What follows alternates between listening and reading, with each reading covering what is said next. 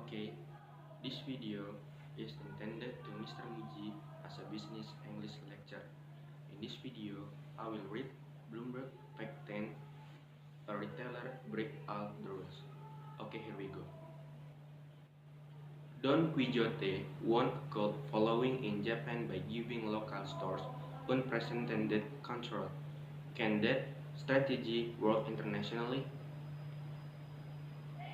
Entering a branch of Don Quijote, the ubiquitous Japanese discount chains, can be a jarring experience. At the entrance of every location is an army of exotic fish that would put many pet stores to shame. It might feel like a drugstore inside, with row of obscure onions, thin cream for the skin made from fish roe for sale. Go upstairs, and every floor take on a different identity. A clothing shop with rows of a kitchen shirts next to a boutique area with coach bag. Then an electronic shop that sells iPhone accessories as well as cassette tapes. For years, Don Quijote, an unclassifiable seller of everything from humidifier to sex toy, has been a cult phenomenon in Japan, favored by the cash-strapped household of the so-called recession generation. Now, it's a big business. Thanks largely to the discounter rabbit fan base, its parent company, Tokyo-based Pan Pacific International Holdings Corp., is on track to become Japan's fifth largest retailer, with revenue likely to reach 1.5 trillion yen or $12.5 billion in the fiscal year ending June 30. That's a remarkable feat for a chain that barely sells online and does almost no conventional marketing. Now, Don Quijote is trying to come up with a strategy to take its unique formula across Asia, eyeing locations in Hong Kong, Indonesia, Malaysia, and the Philippines to add to recent experiments in Singapore and Thailand. Chief Executive Officer Koji Ohara and founder Takao Yasuda are betting that an only in Japan retail phenomenon can translate abroad and buck the trend toward online shopping that's hobbled merchants worldwide. They say, I haven't seen anything else quite like Don Quijote, say Michael Austin, a retail analyst in Tokyo for Japan Consumption. It's chaotic, messy store which believe what's behind it, a highly discount plan, extremely rigorous management philosophy. Investors seem to agree Pan Pacific shares have climbed 34% in the past year, giving the company a market value of 1.2 trillion yen. As a convention defined as it literally namesake, Don Quijote is a little like a mashup of TJ Maxx, Dollar Tree, Costco, and the no-frill grocer Aldi, with a dollop of Japan's eccentricity thrown in. It also shares DNA with European brands such as Flying Tiger Copenhagen, whose store stock an unpredictable mix of cheap products intended to spur impulse buys. Retail experts have described Donkey as its popularly known as a jungle, a hoarder paradise, even a fire hazard. With shelves so heavily packed they look as if they might fall over, but the heart of its strategy is simple. Floor staff should have near total autonomy to decide what to sell. Store manager control merchandising, negotiating price directly with supplier, and decide how to change sales display to keep customer coming back. And they come anytime they please, since all locations stay open at 24th June. In the past year, Don Quijote has closed branch office and cut the number of regional level managers to ensure store staff answer to fewer people and make decisions themselves. Manager can spend on costly frills when needed. Consider the roller coaster installed of the roof of Donkey Outlet in Tokyo, Roppongi. Roppongi Entertainment District never used because of complaint from neighbor or the Ferris wheel in front of one Osaka store. At the 7-story outpost in Tokyo Shibuya neighborhood. That flexibility is plain to see during a recent visit.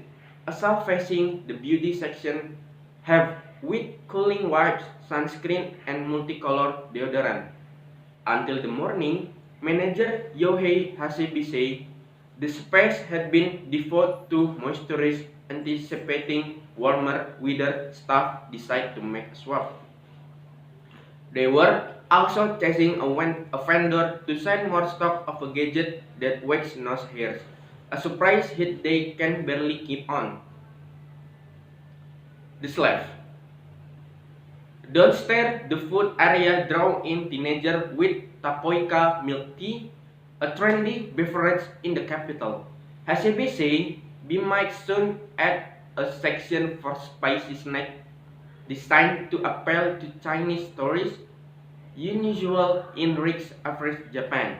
Experimentation isn't avoided but rather encouraged. We're just always in a trial and error mode, he said. That ability to change track is largely a function of Don Quixote searching strategy. Almost half of its products are leftover, goods that manufacturer couldn't otherwise sell. Most Japanese retailers ship unsold items back to producer with minimal payment.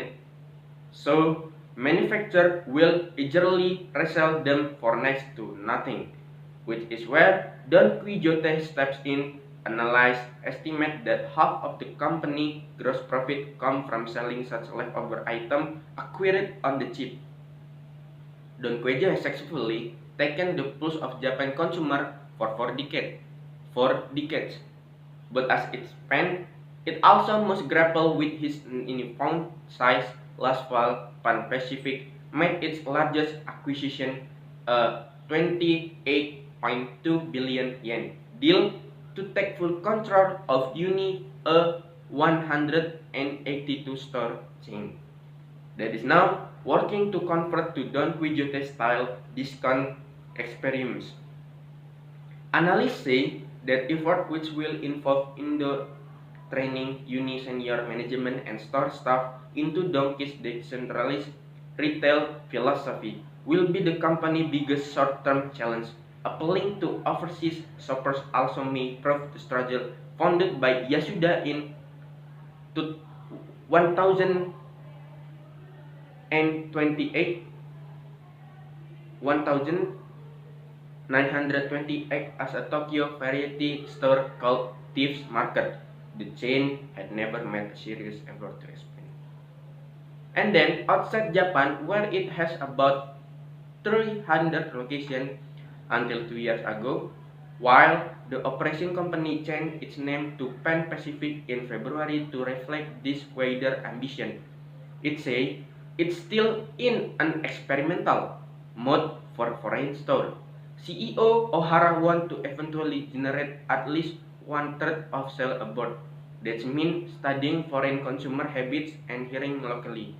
As they change, those for store managers and staff in Singapore, Thailand, it also tweaking offering. Don Quixote devotes as much as 80%.